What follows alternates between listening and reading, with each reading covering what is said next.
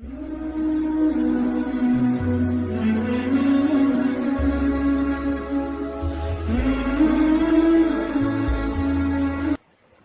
وقت ایک اور بادشاہ جن کا نام ہے سلطان محمود غزنوی رحمۃ اللہ علیہ، ان کی دو تین باتیں پیش کرنی ہیں۔ تاریخ نے ان کے حالات کو بہت غلط طور سے پیش کرنا شروع کر دیا، جبکہ یہ وقت کا بہت بڑا بادشاہ ہے، بلکہ بادشاہی کے اندر فقیری تھی اور اللہ نے بہت بڑا روحانی مرتبہ عطا کیا۔ ہندوستان کے چپے چپے میں زبردست کام کیا۔ ابھی ایک جگہ کا سفر ہوا تو وہاں پر فجر کی نماز پڑھی، مسجد میں نماز پڑھنے کے لیے پہنچے تو نام لکھا ہوا تھا جامع مسجد غزنوی۔ میں نے پوچھا بھائی یہ کیا ہے؟ تو بتلایا کہ یہاں سلطان صاحب نے بنیاد رکھی، مسجد پوری نہیں بنا پائے، بنیاد رکھی۔ یہ سلطان محمود غزنوی ایسے مقبول انسان تھے کہ ان کے مطابق یہ لکھا ہے کہ ایک مرتبہ رات کو یہ اپنے بالا خانے میں ٹہل رہے تھے، اچانک دور ایک جگہ نظر پڑی تو دیکھا کہ ایک بچہ کتاب لے کر کسی بنی کی دکان کی روشنی، جس نے اپنے دکان کی حفاظت کے لیے موم بتی لگا رکھی ہوگی تو اس روشنی کے اندر وہ پڑھ رہا ہے۔ بادشاہ ٹہل رہا ہے، بادشاہ کا خادم آگے لالٹین لے کر بادشاہ کی رہبری کر رہا ہے۔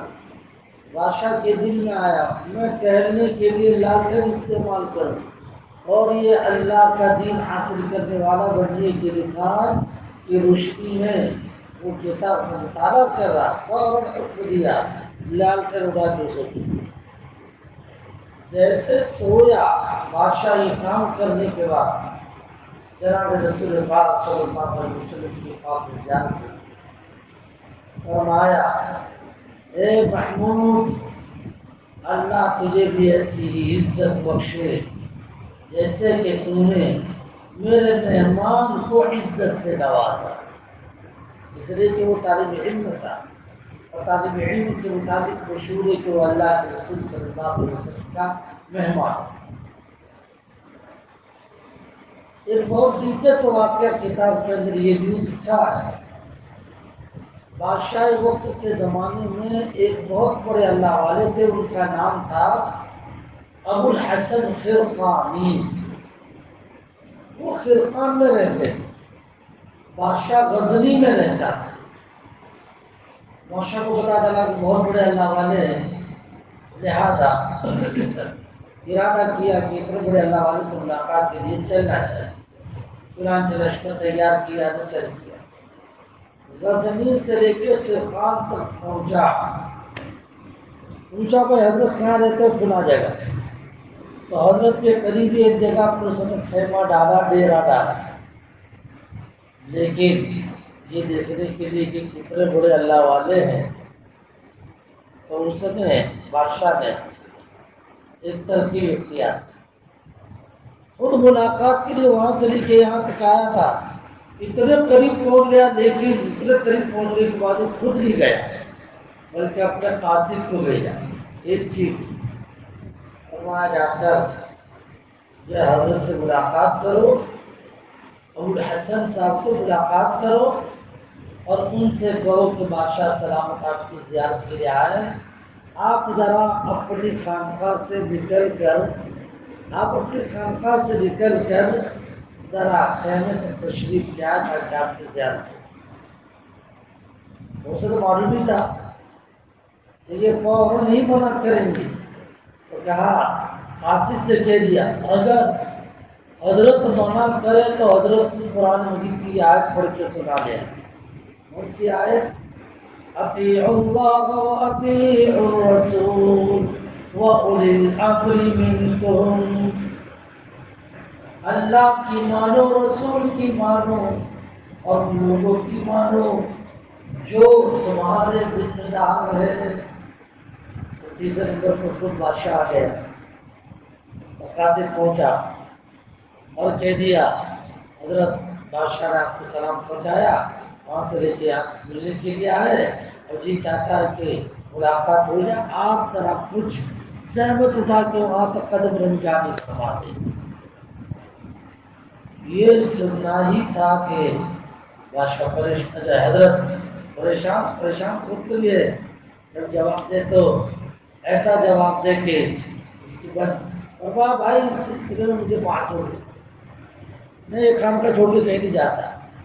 فوراً قاصد نے کہہ دیا قرآن کی آیت ہے اطیعوا اللہ واطیعوا الرسول واولی الامر منکم، اللہ کی مانو، رسول کی مانو، ذمہ دار کی مانو، بادشاہ تمہارا ذمہ دار ہے، ذمہ دار کی بات ماننی چاہیے۔ اور یہ تھے قرآن مجید کی آیت اور بہت بات دے دی۔ حضرت نے کیا جواب دیا؟ حضرت نے فرمایا ٹھیک ہے، آیت نے تو کہا ہے، اس میں یہی تو کہا ہے کہ اللہ اور اس کے رسول ذمہ دار، تین کی ماننے کو کہا، پہلے نمبر پر اللہ، دوسرے پہ رسول، تیسرے پہ ذمہ دار۔ میں تو اللہ کی ماننے میں جیسا ڈوبا ہوا ہوں کہ رسول کی ماننے میں بھی کچاس ہو رہی ہے، اسی میں شرمندہ ہوں۔ یہ تیسرا نمبر ذمہ دار کی ماننا، وہ تو ابھی نمبر آیا نہیں۔ جواب سمجھ رہے ہو؟ اللہ کی ماننے میں جو لگا ہوں، جس میں لگنے کی وجہ سے رسول کی ماننے میں کچاس ہو رہی ہے، اس کچاس کی وجہ سے شرمندہ ہو، تو تیسرے نمبر کا ذمہ دار کا ماننا، وہ تو تیسرے نمبر پر ابھی تو وہاں تک پہنچائی۔ یہ جواب بہت سالڈ جواب تھا۔ بادشاہ وقت کو جو جواب دیا تو بادشاہ میں حیران، اس کا تو کام نہیں کر سکتا، جب کماری کر کے وہاں سے آ گیا۔ بات سمجھے؟ یہ تو امتحان لینا چاہتا تھا وہ حضرت کا، چنانچہ وہاں سے اٹھ کے آیا۔ میں جیسے ہی حضرت کے کمرے میں گیا، ایک سریک ہوا، حضرت نے کوئی توجہ نہیں دی اس کی طرف، اور اپنے لشکر کے ساتھ آخر میں بیٹھا، حضرت آئے سریک کیا، لیکن ایک بادشاہ آیا اور بادشاہ کی اس میں سے بہت آپ بھگت اور استقبال ایسا کچھ وہی بیٹھا، حضرت اپنے کام میں، اس نے حضرت کو چھیڑا اور چھیڑتے ہوئے یہ کہہ دیا کہ حضرت بایزید بستامی کی کچھ نصیحت فرمائے ابوالحسن شیرخانی سے۔ فرمائے جی، حضرت بایزید بستامی کے حالات سے رانے شروع کیا، حضرت یہ فرمائے، اس نے ایک بات بتلائی، فرمایا سلطان بایزید بستامی یوں کہتے ہیں، جو مجھے دیکھ لے ایک مرتبہ، بایزید کا جملہ تھا، جو مجھے ایک مرتبہ دیکھ لے وہ بدبختی سے ہمیشہ کے لیے محفوظ ہو جائے۔ بدبختی سے مراد کفر، ایک مرتبہ تو میری زیارت کر لے، کبھی بھی اس کو کفر و شرک لاحق نہ ہوگا۔ یہ سننا تھا کہ محمود غزنوی نے کہا حضرت اس کا مطلب یہ ہے کہ بایزید صاحب اللہ کے نبی سے بھی آگے بڑھ گئے، نبی کو دیکھنے والے تو کافر سے بڑھ بڑے، بایزید کہتے ہیں جو مجھے دیکھنے تو کفر سے محفوظ، تو نبی کے زمانے میں نبی جی کو دیکھنے والے ابو جہل، ابو لہب، ابو عتبہ، شیبہ، یہ کم وقت پر نبی کی زیارت کرنے کوئی مسلمان نہیں ہوئے، سمجھے؟ اور بایزید نے ہماری جملہ استعمال کیا تو حضرت غصے میں آیا، فرمایا بادشاہ ذرا صبر کر۔ اس کے بعد یہ کہا ابے ان کافروں نے نبی کو کبھی دیکھا جی کب تھا؟ کیا کہا؟ نبی جی کو نبی کی حیثیت سے دیکھا ہی کب تھا؟ قرآن کہتا وَتَرَاهُمْ يَنْظُرُونَ إِلَيْكَ وَهُمْ لَا يُبْصِرُونَ وَتَرَاهُمْ يَنْظُرُونَ إِلَيْكَ اے نبی ان کافروں کو دیکھو گے کہ کافر تم کو دیکھتے ہیں، حال یہ کہ کافر نہیں دیکھتے، وہ ہم لالچ دیکھتے تو تھے لیکن محمد کے ٹائٹل سے دیکھتے تھے، رسول اللہ کے ٹائٹل سے نہیں دیکھتے۔ اب بادشاہ کو شفقت نہ ہوتا یار مجھے بہت اونچی ہستی ہے، کہا حضرت کچھ اور نصیحت فرمایا، زندگی میں 4 کام لازم کرنا۔ نمبر 1 ترک منکرات، نمبر 2 کے اوپر نماز با جماعت، نمبر 3 کے اوپر سخاوت، اور نمبر 4 کے اوپر شفقت علی الرعیہ۔ 4 بہت پوائنٹ کی بات ہوتا ہے۔ ترک منکرات یعنی گناہ سے بچنا، نماز پڑھے تو جماعت کے ساتھ پڑھنا، نمبر 3 کے اوپر دریا دلی رکھنا، اور نمبر 4 کے اوپر اللہ کی مخلوق کے ساتھ مہربانی سے کام لینا ہے کہ نہیں؟ یہ 4 بات بڑی ہے۔ 2 کا تعلق اس کی ذات کے ساتھ تھا، دوسرے 2 کا تعلق اللہ کی مخلوق کے ساتھ۔ تو بہت خوش ہو گئے حضرت کی باتیں سن کر، کہا حضرت دعا فرما دیں، فرما ہاتھ اٹھا دعا کی تو کہہ دیا اللہم اغفر للمؤمنین والمؤمنات، اللہم اغفر للمؤمنین والمؤمنات، 3 مرتبہ پڑھا، آگے کچھ نہیں کہا۔ تو کہا حضرت کچھ اسپیشل کیا کہا؟ اللہم اغفر للمؤمنین والمؤمنات کا مطلب یہ اللہ تمام ایمان والے مرد اور کو معاف کر دے۔ یہ تو جنرل میں اپنے چلے، اسپیشل ذرا ہے نا۔ کچھ لوگ کہتے ہیں ہاں بھائی ذرا خاص دعا کرنا، امت مسلموں میں شامل مت کر لینا، یعنی کیا مطلب اللہ اپنی امت کو معاف کرنا، امت مسلموں میں فقط مت ڈال دینا، ذرا خاص نام لے کے دعا کرنا۔ بولا حضرت ذرا اسپیشل، تو حضرت نے فرمایا ٹھیک ہے اسپیشل، اے اللہ محمود پہ رحم فرما، اور اے اللہ محمود کی عاقبت محمود بنا، محمود پہ مہربانی ہوتا اور محمود کا انجام بہتر بنا۔ سب سے بڑی بات تو یہی ہے کہ انجام بہتر بنے، محمود کی عاقبت پہ۔ پیٹ بھر گیا بادشاہ کا اتنی گفتگو سے، اس نے حضرت کے لیے اشرفی کی تھیلی لائی، وہ حضرت کے سامنے اشرفی کی تھیلی نہیں، جیسے اشرفی کی تھیلی فرما حضرت یہ چھوٹا سا دیا آپ کا فرما، حضرت نے یوں کر کے گورا، کچھ کہا نہیں، فرما بھائی ایک کام کرنے، آپ نے جو ہم کو اشرفی دی لو یہ روٹی ہماری طرف سے کھا لو، سوکھی جوگی روٹی حضرت بادشاہ کو دی، فرما اسے کھا لے، اور حضرت غور سمجھ کے کھانا شروع کیا۔ وہ اندر کیسے جاتی؟ ارے یہ تو سوکھی روٹی وہ بھی جوگی، تو وہ گلے میں پھنسنے لگی۔ بادشاہ کو حضرت نے دیکھا، فرمایا جب کی روٹی اندر نہیں جا رہی ہے، کیوں؟ سوکھی جب کی روٹی حلق سے نیچے نہیں اتر رہی۔ فرمایا دیا حضرت عادت نہیں ہے، سمجھے عادت نہیں۔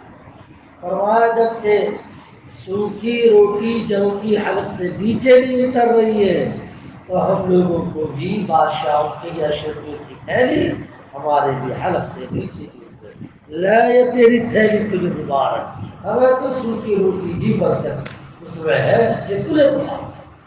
بادشاہ تو یہی رہا، تو میری اشرفی کی تھیلی جو ہے جسے کو اس نے کہا حضرت کچھ تو قبول کر لیں، اور بہت تگڑا جواب دیا، اور یہ فرما سن میں دنیا کو طلاق دے چکا ہوں، خبردار اس پر اصرار نہیں کرنا، یہ مال نہ تیرا ہے نہ میرا ہے، قوم کی امانت ہے، اگر تم نے ایسے ویسے تقسیم کیا تو خیانت ہے، اگر تجھے تقسیم ہی کرنا ہے تو ان لوگوں کے منہ پہ تقسیم کر، جب تو سوتا ہے تو وہ روک، وہ راتوں کو جاگتے ہیں اس وجہ سے کہ پیٹ میں روٹی نہ پہنچنے کی وجہ سے نیند نہیں آ رہی ہے، ایسا میں تقسیم۔ بادشاہ نے وہ جو ہدیے کا بھوت تھا وہ رکھ دیا، اپنے ہو تو لانی بھائی ہدیہ جلدی سے، دوسرا بھی وہ بھی دے دے، سمجھ رہے دوسرا نہیں۔ اس کے بعد لکھا یہ ہے کہ حضرت آپ اگر قبول نہیں کرتے تھے ایک کام فرمائے، آپ ہی اپنی طرف سے کچھ عنایت فرما دیں، میرا ہدیہ قبول نہیں تھا، آپ اپنی طرف سے کچھ مجھے تبرک دے دے. تو بادشاہ وقت کو حضرت نے اپنا پیراہن دیا، کرتا دیا، کرتا فرمانے، لیکن قدر قیمت سمجھنا، قدر قیمت سمجھنا. خیر ابا سے جانے لگا. جب جانے لگا تو جیسے جانے لگا بڑی عقیدت محبت، تو حضرت اٹھے. اٹھنے کے بعد بڑے اعزاز و اکرام کے ساتھ دور تک چھوڑنے کے لیے بادشاہ پریشان. کہا حضرت ایک سوال کا جواب، جب آیا تھا تو توجہ بھی نہیں فرمائی. جب میں آیا تھا آپ نے توجہ بھی نہیں فرمائی، اب جا رہا ہوں تو اٹھے ہی نہیں بلکہ چھوڑنے کے لیے آ رہا ہے. فرمایا صحیح سوال کیا ہے؟ فرمایا جب آئے تھے تو بادشاہی کا خمار لے کر آئے. ہاں بادشاہی کا گھمنڈ تھا. جب جا رہے ہو تو ان تمام سے پاک ہو کر فقیرانہ شان کے ساتھ جا رہے ہو. اور جو فقیر بنتا ہے تو ہماری ذمہ داری ہے، اور مسلمان کی ذمہ داری ہے کہ اس کا احترام کرے، اس لیے کہ وہ اپنی شان پر ہے. شان کا اللہ نے ہم کو فقیر بتلایا، یا ایھا الناس انتم الفقراء الی اللہ. اتنی عجیب بات بتلایا. میرے بھائیو بس یہ قصہ ختم، یہی تو بتلانا ہے. گھمنڈ میں مزہ نہیں ہے، مزہ ہے تقدیر، تواضع. ان کے شادی میں دبنے میں شیخ سعدی شیرازی کا شعر پڑھ کے بات کر دوں. شیرازی کیا کہتے ہیں؟